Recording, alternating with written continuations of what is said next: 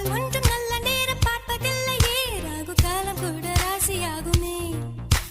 காதலுக்கு அன்ன பட்சி தேவையில்லையே, காக்கை கூட தூது போகுமே.